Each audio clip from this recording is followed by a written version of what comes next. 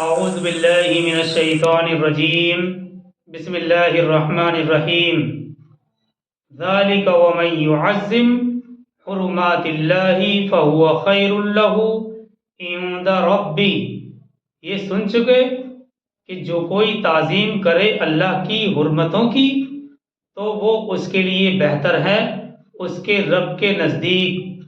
آیت کا یہ حصہ ہو چکا اور آگے اسی آیت میں ہے آیت 30 میں وَأُحِلَّتْ لَكُمُ الْأَنْعَامُ إِلَّا مَا يُتْلَى عَلَيْكُمْ، اور حلال کر دیے گئے تمہارے لیے تمام چوپائے سوائے اس کے جو تمہیں پڑھ کر سنا دیا گیا۔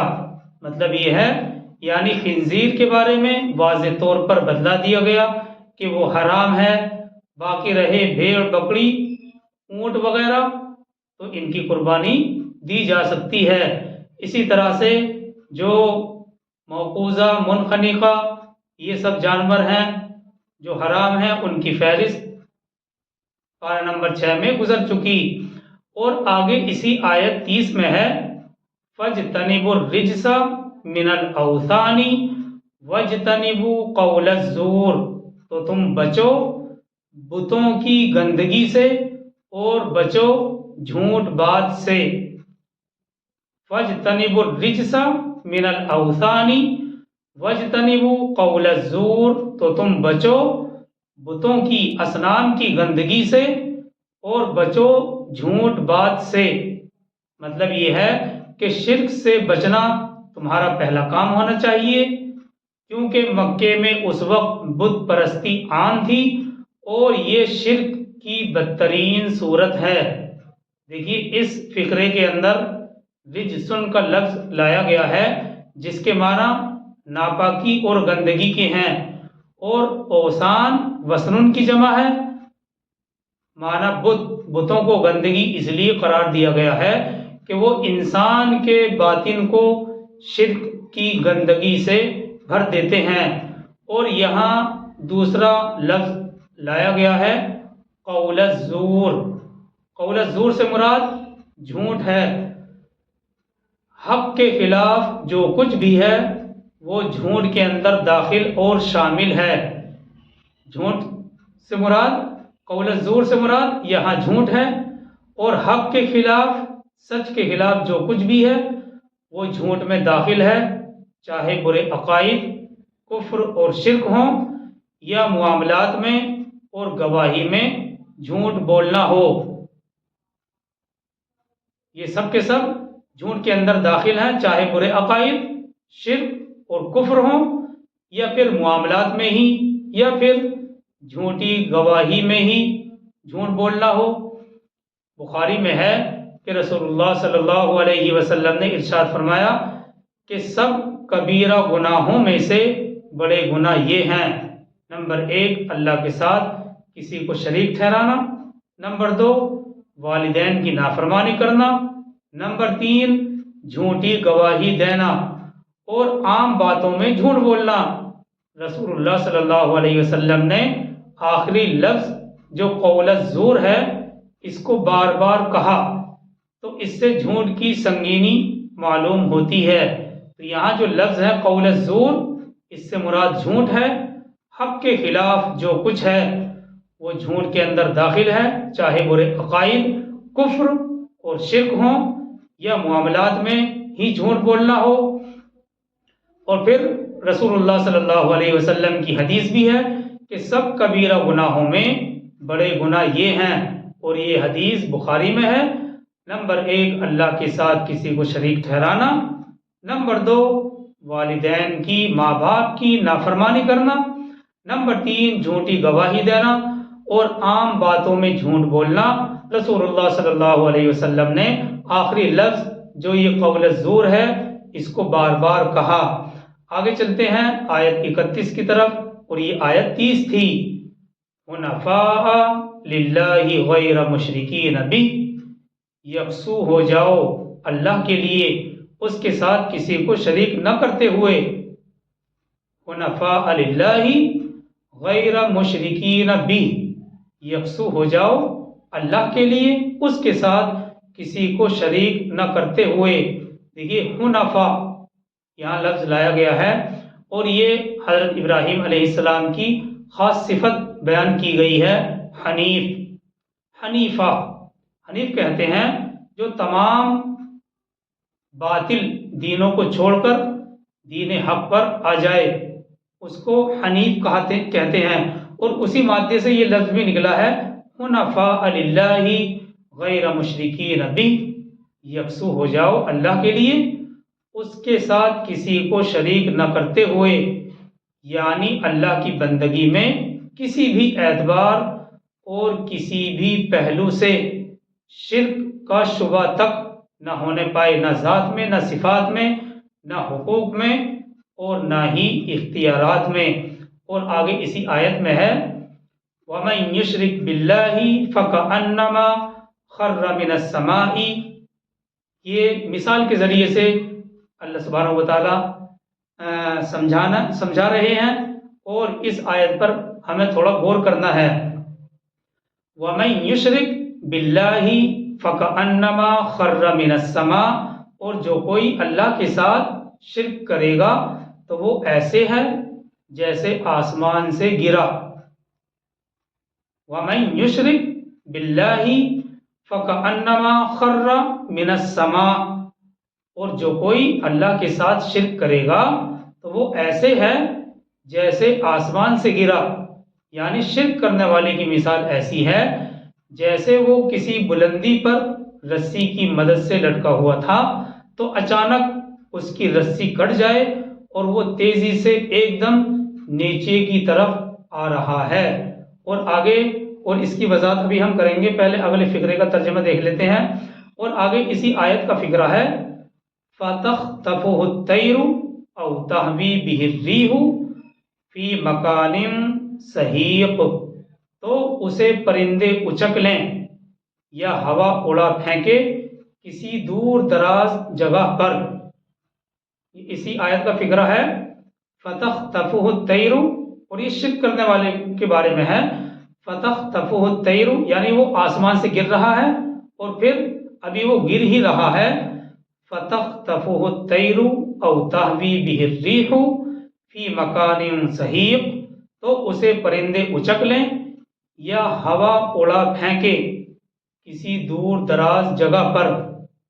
مطلب یہ ہے کہ اب ایسے شخص کی حالت یہ ہے کہ یا تو وہ باز اور عقاب جیسے پرندے جو شکاری پرندے ہیں رحم و کرم پر ہوگا ان کے، یا پھر تیز ہوا کوئی جھونکا ایسا آئے گا کہ اسے کسی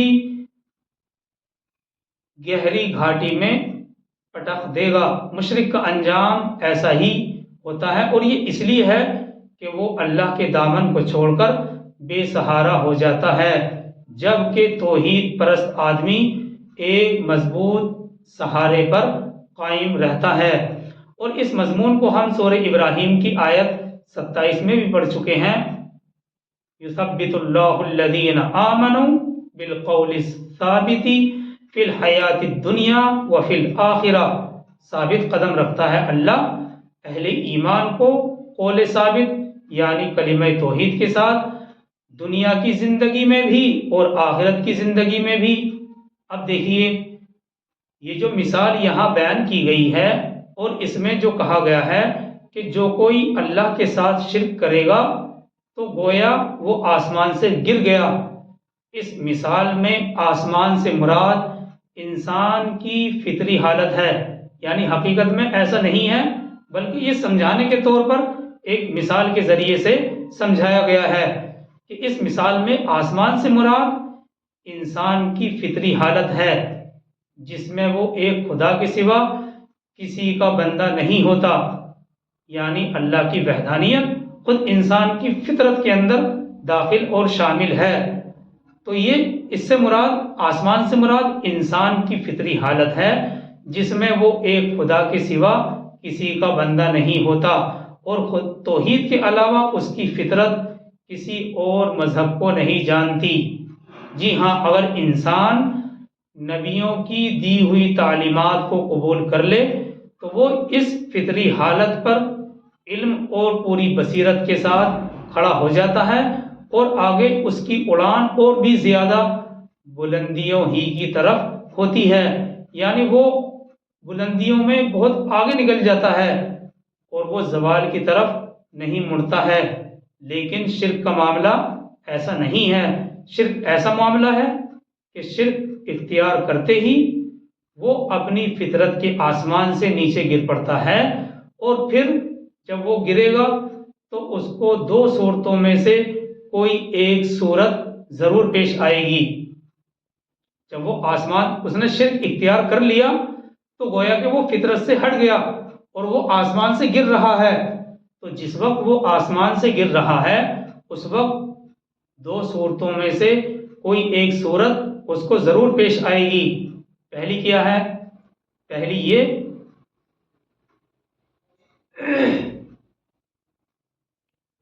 کہ شیطان اور گمراہ کرنے والے انسان جن کو اس مثال میں شکاری پرندوں سے تشبیہ دی گئی ہے اس کی طرف جھپٹتے ہیں، یعنی جب اس نے شرک اختیار کر لیا تو پھر شیاطین اور گمراہ کرنے والے انسان جن کو اس مثال میں شکاری پرندوں سے تشبیہ دی گئی ہے اس کی طرف جھپٹتے ہیں اور ہر ایک اسے گمراہی کی طرف لے جانے کی کوشش کرتا ہے۔ نمبر 2 یہ کہ خود اس کی اپنی خواہشات نفس اور اس کے اپنے جذبات اور خیالات جس کو ہوا سے تشبیہ دی گئی ہے پھر اسے اڑائے لیے پھرتے ہیں اور آخرکار اس کو کسی گہری کھائی میں لے جا کر پھینک دیتے ہیں، یعنی وہ اتنا گمراہ ہو جاتا ہے، اتنی گہری گھاٹی میں پہنچ جاتا ہے کہ پھر وہاں سے واپس آنا ممکن نہیں ہے۔ ایک بار پھر سے ہم اس کا ترجمہ دیکھتے ہیں تاکہ مطلب پوری طرح سے ذہن نشین ہو جائے، صرف ترجمہ اور جو کوئی اللہ کے ساتھ شرک کرے گا تو وہ ایسا ہے جیسے آسمان سے گرا تو اسے پرندے اچک لیں یا ہوا اڑا پھینکے کسی دور دراز جگہ پر۔ تو یہ آیت 31 تھی، آگے چلتے ہیں آیت 32 کی طرف۔ ذَلِكَ وَمَن يُعَظِّمْ شَعَائِرَ اللَّهِ فَإِنَّهَا مِن تَقْوَى الْقُلُوبِ۔ ذالک یہ سب کچھ تم نے جان لیا۔ ذالکہ کے لفظی معنی تو آتے ہیں وہ، کیونکہ پیچھے احکامات بیان کیے گئے ہیں تو اس لیے ہم مطلب خیز ترجمہ کر رہے ہیں۔ یہ سب کچھ تم نے جان لیا، اور جو کوئی اللہ کے شعائر کی تعظیم کرے گا تو یقیناً یہ دلوں کے تقوی کی بات ہے۔ فَإِنَّهَا مِن تَقْوَى الْقُلُوبِ تو یقیناً یہ دلوں کے تقوی کی بات ہے۔ اس آیت میں شعائر کا لفظ ہے اور یہ شعیرتن کی جمع ہے، یعنی اس کا سنگولر شعیرہ آتا ہے۔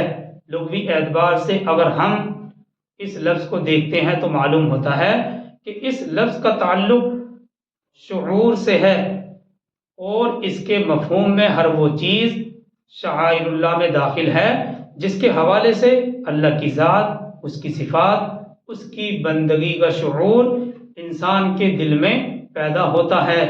اسی حوالے سے سورہ بقرہ پارہ نمبر 2 میں صفا اور مروہ کو بھی شعائر اللہ کہا گیا ہے۔ ان الصفا والمروۃ من شعائر اللہ کہا گیا ہے، صفا اور مروہ کو شعائر اللہ کہا گیا ہے۔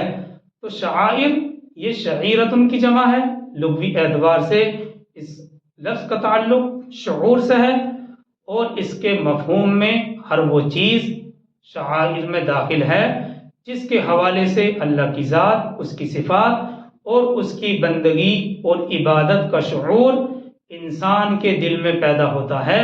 اسی حوالے سے سورہ بقرہ میں بھی ہم صفا اور مروہ سے متعلق شعائر اللہ کو پڑھ چکے ہیں، اور معارف القرآن میں بھی اس فقرے سے متعلق وضاحت یہ ہے کہ شعائر شعیرتن کی جمع ہے اور اس کے معنی علامت کے آتے ہیں۔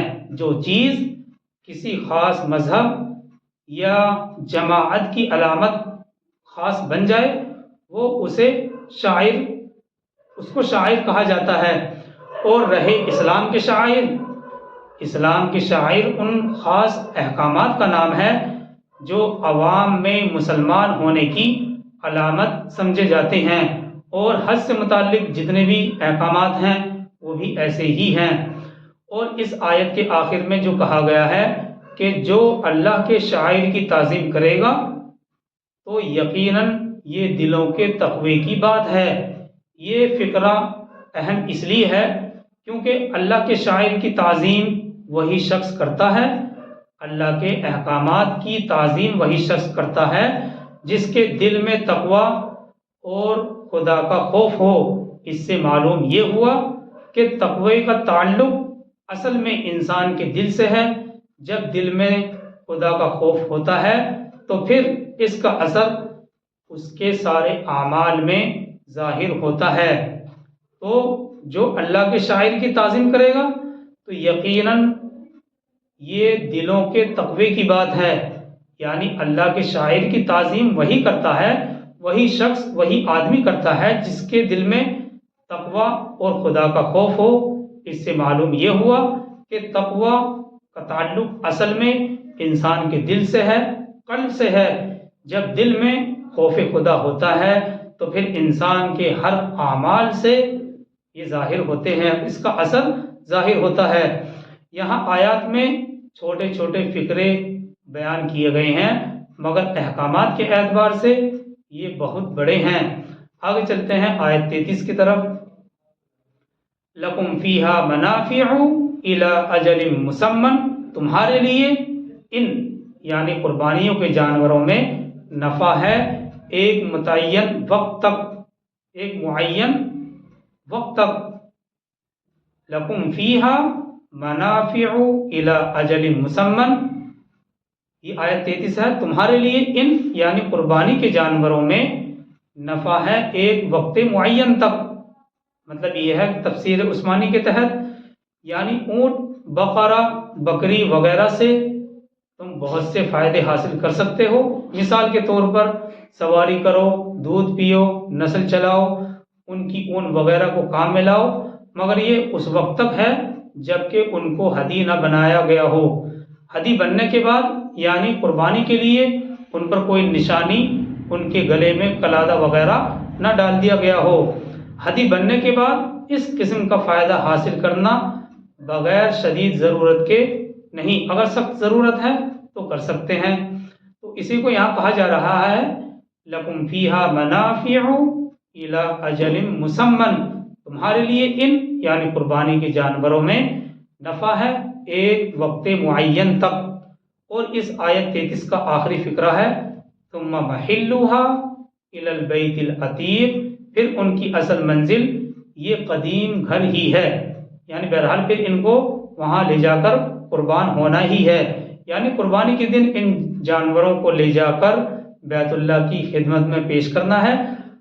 اصل قربان گاہ تو بیت اللہ ہی ہے مگر اسے منی تک وسعت دے دی گئی ہے۔